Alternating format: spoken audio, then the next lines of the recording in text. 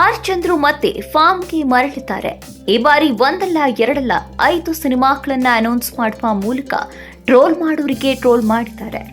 RC studio ಸಂಸ್ಥೆಯನ್ನ ಹುಟ್ಟು ಹಾಕಿದ್ದಾರೆ.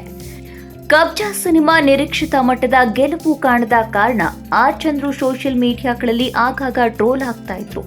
ಕಬ್ಜಾ ನಂತರ ಶಿವರಾಜ್ ಕುಮಾರ್, ಸುದೀಪ್ ಮತ್ತು ಉಪೇಂದ್ರ ಅವರ ಜೊತೆಗೆ ಆರ್ ಚಂದ್ರು ಅವರ ಸಂಬಂಧ ಹಲಸಿದೆ ಅಂತಾನೆ ಟೀಕೆ ಮಾಡಲಾಗ್ತಾ ಇತ್ತು. ಆದರೆ ಇದೀಗ ಮತ್ತೆ ಉಪೇಂದ್ರ, ಸುದೀಪ್ ಮತ್ತು ಶಿವರಾಜ್ ಕುಮಾರ್ ಆರ್ ಚಂದ್ರು ಬೆನ್ನಿಗೆ ನಿಲ್ಲುವ ಮೂಲಕ ಎಲ್ಲಾ ಪ್ರಶ್ನೆಗಳಿಗೆ ಉತ್ತರವನ್ನ ಕೊಟ್ಟಿದ್ದಾರೆ. ಉಪೇಂದ್ರ, ಸುದೀಪ್, ಶಿವಣ್ಣ ಚಂದ್ರು ಹೆಗಲ ಮೇಲೆ ಕೈ ಹಾಕಿದ್ದಾರೆ.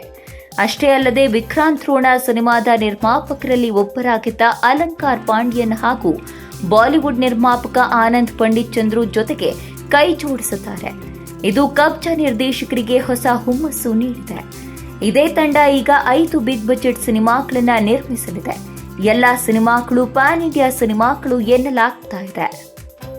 ಬಾಲಿವುಡ್ ನಿರ್ಮಾಪಕ ಆನಂದ್ ಪಂಡಿತ್ ಹಾಗೂ ಅಲಂಕಾರ್ ಪಾಂಡ್ಯನ್ ಜೊತೆ ಸೇರಿರುವ ಆರ್ ಚಂದ್ರು ಕಬ್ಜಾ 2, ಪಿಒಕೆ, ಫಾದರ್, ಡಿಒಜಿ ಹಾಗೂ ಶ್ರೀರಾಮಬಾಣ ಚರಿತ ಟೈಟಲ್ಗಳಲ್ಲಿ ಒಟ್ಟು 5 ಸಿನಿಮಾಗಳನ್ನ ತಯಾರಿಸಲಿದ್ದಾರೆ. ಕಬ್ಜಾ ಮೊದಲ ಭಾಗದಲ್ಲಿ ಮಾಡಿರುವ ತಪ್ಪುಗಳನ್ನು ಸರಿಪಡಿಸಿಕೊಂಡು ಕಬ್ಜಾ 2 ಚಿತ್ರವನ್ನ ಆರ್ ಚಂದ್ರು ಅವರೇ ನಿರ್ದೇಶನವನ್ನ ಮಾಡಲಿದ್ದು, ಫಾದರ್ ಟೈಟಲ್ ಇರುವ ಚಿತ್ರವನ್ನ ರಾಜ್ ಮೋಹನ್ ನಿರ್ದೇಶನ ಮಾಡಲಿದ್ದಾರೆ. ಈ ನಡುವೆ ಪಿಒಕೆ ಸಿನಿಮಾದ ಬಗ್ಗೆ ಹೆಚ್ಚು ಚರ್ಚೆಯಾಗ್ತಾ ಇದೆ. ಈ ಹಿಂದೆ ಎಸ್ ರಾಜಮೌಳಿ ತಂದೆ ವಿಜಯೇಂದ್ರ ಪ್ರಸಾದ್ ಸುದೀಪ್ಗೆ ಸಿನಿಮಾಗೆ ಕತೆ ಬರೆಯಲಿದ್ದು, ಈ ಚಿತ್ರಕ್ಕೆ ಆರ್ ಚಂದ್ರು ನಿರ್ದೇಶನ ಮಾಡ್ತಾರೆ ಎನ್ನುವ ಸುದ್ದಿ ಹೈಪ್ ಕ್ರಿಯೇಟ್ ಮಾಡಿತು. ಸದ್ಯ ಆ ಚಿತ್ರವೇ ಪಿಒಕೆ ಇರಬಹುದು ಎನ್ನುವ ಮಾತುಗಳು ಕೂಡ ಕೇಳಿ ಬರ್ತಾ ಇವೆ. ಪಿಒಕೆ ಸಿನಿಮಾದಲ್ಲಿ ಕಿಚ್ಚ ಸುದೀಪ್ ಅಭಿನಯಿಸ್ತಾ ಇದ್ದು, ಇದರ ನಿರ್ದೇಶನದ ಜವಾಬ್ದಾರಿಯನ್ನ ಕೂಡ ಚಂದ್ರು ವಹಿಸಲಿದ್ದಾರೆ ಎನ್ನುವ ಬಗ್ಗೆ ಇನ್ನೂ ಖಾತ್ರಿ ಇಲ್ಲ. ಇವೆಲ್ಲ 3 ಸಿನಿಮಾಗಳ ಹಿನ್ನೆಲೆಯಾದ್ರೆ ಬಾಕಿ ಉಳಿದಿರುವ 2 ಸಿನಿಮಾಗಳನ್ನ ಯಾರು ನಿರ್ದೇಶನ ಮಾಡ್ತಾರೆ ಅನ್ನೋದು ಇನ್ನೂ ಕನ್ಫರ್ಮ್ ಆಗಿಲ್ಲ. ಆದರೆ ಇವುಗಳಲ್ಲಿ ಶಿವರಾಜ್ ಕುಮಾರ್ ನಾಯಕತ್ವದಲ್ಲೂ ಕೂಡ ಒಂದು ಸಿನಿಮಾ ಇರುವ ನಿರೀಕ್ಷೆ ಇದೆ. ಕಬ್ಜಾದಲ್ಲಿ ಮತ್ತೆ ಶಿವರಾಜ್ ಕುಮಾರ್, ಉಪೇಂದ್ರ, ಸುದೀಪ್ ಒಟ್ಟಿಗೆ ಕಾಣಿಸಿಕೊಳ್ಳುವ ಸಾಧ್ಯತೆ ಇದೆ. ಕಬ್ಜಾ ಸಿನಿಮಾ ಭಾರಿ ನಿರೀಕ್ಷೆ ಮೂಡಿಸಿತ್ತು, ಆದರೆ ಆ ಮಟ್ಟವನ್ನ ತಲುಪಲಿಲ್ಲ.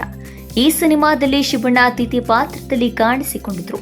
ಆ ಬಳಿಕ ಹ್ಯಾಟ್ರಿಕ್ ಹೀರೋ, ಪೂರ್ಣ ಪ್ರಮಾಣದಲ್ಲಿ ಹೀರೋ ಆಗಿದ್ದ ಗೋಸ್ಟ್ ಸಿನಿಮಾ ಕೂಡ ಪ್ಯಾನ್ ಇಂಡಿಯಾ ಮಟ್ಟದಲ್ಲಿ ರಿಲೀಸ್ ಆಗಲು ಕಷ್ಟಪಟ್ಟಿತು. ಆಗ ಶಿವಣ್ಣ ತಮ್ಮ ಬೇಸರವನ್ನ ಹೊರಹಾಕಿದ್ರು. ನಿಜ ಹೇಳಬೇಕಂದ್ರೆ ಕಬ್ಜಾ ಸಿನಿಮಾದ ಬಳಿಕ ಗೋಸ್ಟ್ ಸಿನಿಮಾವನ್ನ ಹಿಂದಿಗೆ ತೆಗೆದುಕೊಂಡು ಹೋಗುವುದು ಸ್ವಲ್ಪ ಕಷ್ಟ ಆಗ್ತಾ ಇದೆ. ಚಂದ್ರು ಮೇಲೆ ದೂರು ಎಂದಲ್ಲ, ನನಗೆ ಅವರ ಬಗ್ಗೆ ಗೌರವ ಇದೆ. ಆದರೆ ಜೈಲರ್ನಲ್ಲಿ ಅತಿಥಿ ಪಾತ್ರಗಳನ್ನ ಎಷ್ಟು ಬೇಕೋ ಹೇಗೆ ಬೇಕೋ ಹಾಗೆ ಬಳಸಿಕೊಂಡಿದ್ರು. ಬಹಳ ಜಾಣತನದಿಂದ ಅತಿಥಿ ಪಾತ್ರಗಳನ್ನ ಬಳಸಿಕೊಂಡ್ರು. ಆದರೆ ಕಬ್ಜಾದಲ್ಲಿ ಹಾಗಾಗಲಿಲ್ಲ. ಅತಿಥಿ ಪಾತ್ರಗಳನ್ನೇ ಹೈಲೈಟ್ ಮಾಡಿಬಿಟ್ರು.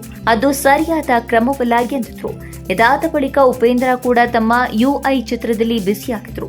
ಸುದೀಪ್ ಕೂಡ ಮ್ಯಾಕ್ಸ್ನಲ್ಲಿ ನಿರತರಾದ್ರು. ಆಗ ಎಲ್ಲರೂ ಆರ್ ಚಂದ್ರು ಅವರಿಂದ ದೂರವಾದ್ರು ಅಂತಾನೆ ಭಾವಿಸಲಾಗಿತ್ತು. ಸದ್ಯ ಈ ಎಲ್ಲ ಊಹಾಪೋಹಗಳಿಗೆ ತೆರೆ ಎಳೆಯಲಾಗಿದೆ. ಸುದೀಪ್ ಜೊತೆ ಒಂದು ಸಿನಿಮಾ ಅನೌನ್ಸ್ ಆಗಿದೆ. ಕಬ್ಜಾ 2ನಲ್ಲೂ ಕೂಡ ಶಿವಣ್ಣ, ಉಪೇಂದ್ರ, ಸುದೀಪ್ ಕಾಣಿಸಿಕೊಳ್ಳಲಿದ್ದಾರೆ. ಈ 3 ಸೂಪರ್ ಸ್ಟಾರ್ಗಳು ಚಂದ್ರು ಅವರಿಗೆ ಶುಭ ಕೋರಿದ್ದಾರೆ.